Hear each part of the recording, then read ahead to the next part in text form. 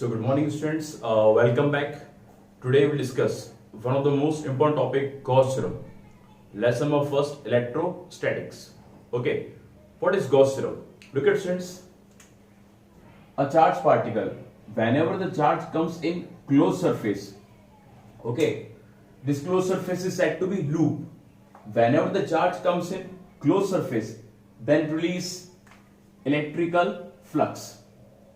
Okay, and the amount of releasing flux is explained by Gauss. How much flux will release? The releasing or emitting flux from the closed surface.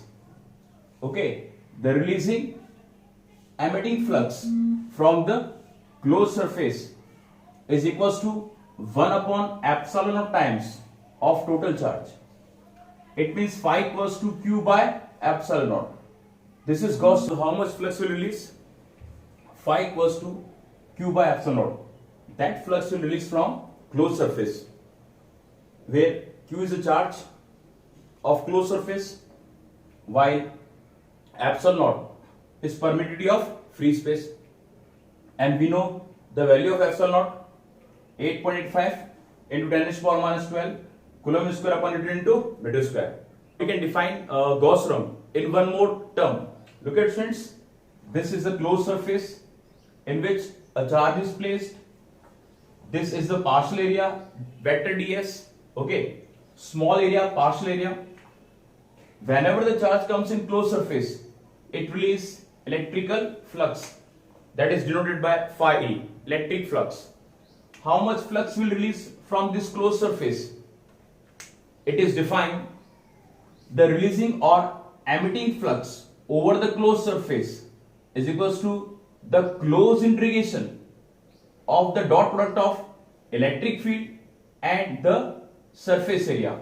It means phi equals to closed integration of E dot ds. This is another alternate statement of Gauss theorem. So now we are having two forms, phi equals to Q by epsilon naught or phi equals to closed integration of E dot ds. So now we will prove the Gauss theorem. Okay, look students, we'll take a closed surface and we know this closed surface is said to be loop. A charge is placed, a charge small q is placed inside the closed surface. Okay, this is the partial area ds, and we know whenever the charge comes in closed surface, it releases flux. By the definition of flux, we know what is the mathematical form of flux. d phi equals to E dot ds. The scalar or dot product of electric field and surface area is said to be electric flux. Integrating both sides, okay, we know integration of dx is x. On account of that, integration of d phi is what? Phi. And whenever we remove dot, there always comes cos theta. We know the property A dot B is always written as AB cos of theta, that is scalar or dot product. So when we remove this dot, we will use cos theta. Now look at students, electric field, this is the direction of electric field, and area is always normal to the surface, so that is also the same direction of area. E and ds are in same direction. Okay, when two components are in same direction, theta should be 0. So here when remove dot, there comes cos theta and theta replaced as 0 and cos 0 should be 1. So we'll get EDS.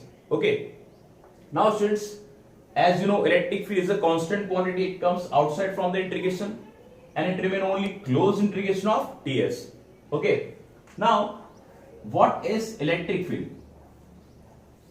Q is a point charge, and we did before, electric field due to point charge is kq by r square, or instead k we can write 1 upon 4 pi epsilon naught, that is called electrostatics constant. Closed integration of ds, it means surface area of this closed surface, and we know this is a sphere and surface area of a sphere is what? 4 pi r square. So we'll make two change. Instead E, we'll write 1 upon 4 pi epsilon naught q by r square. Instead, close integration ds will write 4 pi r square. 4 pi to 4 pi cancel out, r square to r square cancel out, and it remain q epsilon naught. So how much flux will release from this closed surface? Phi equals to q by epsilon naught, and this is Gauss theorem. So that is the mathematical expression proof of Gauss theorem.